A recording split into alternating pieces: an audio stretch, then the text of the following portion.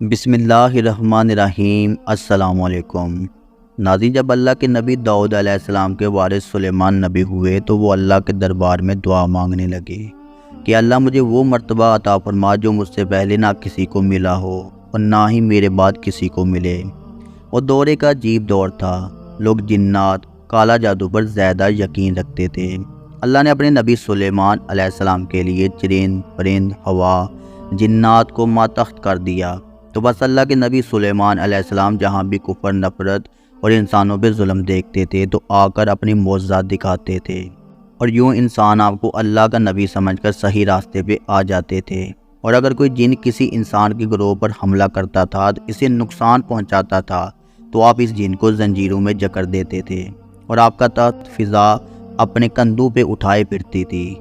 آپ آسمانوں میں پرواز کرتے تھے اور ویسے ہی آپ آسمان پہ پرواز کر رہے تھے۔ اتنے میں ایک جن آ کر آپ سے کہنے لگا کہ اے اللہ کے نبی، زمین پر بابل کے پاس جنات کا ایک گروہ انسانوں پہ ظلم کرتا ہے، اور وہاں کے جن انسانوں میں غلول کرتے ہیں اور پھر انسانوں کو تکلیف دے کر یہ منواتے ہیں کہ ان کے پاس غیب کا علم ہے، اور یہ انسان بھی صراط مستقیم سے ہٹ رہے ہیں۔ جیسے ہی اللہ کے نبی سلیمان نے اس بات کو سنا تو آپ اپنے تخت کو بابل کی طرف موڑتے ہیں اور اس گروہ کے پاس آ کر کہتے ہیں، اے تکبر میں رہنے والو، اللہ سے ڈرو۔ وہ جنات کا گروہ حضرت سلیمان کی طاقت سے ناواقف تھا۔ اس میں سے ایک جن لیاب کہنے لگا، ہم کسی سے نہیں ڈرتے اور ہم اپنی مرضی چلاتے ہیں۔ اور اس کے قبائل کے کچھ جن حضرت سلیمان علیہ السلام کے تخت کے چاروں طرف سے آ جاتے ہیں اور کہتے ہیں، اگر تو واقعی سچا ہے تو ہمیں قید کر کے دکھا۔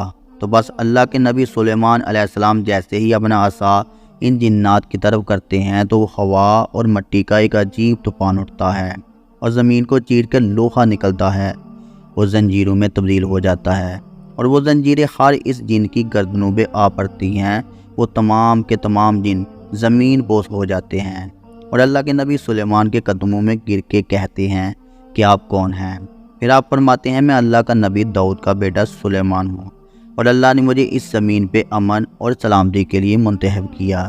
ایک گروہ جن، خبردار ہو جاؤ اور اس زمین پہ فساد نہ پھیلاؤ، ورنہ اللہ کا ذات تم کو فنا کر دے گا۔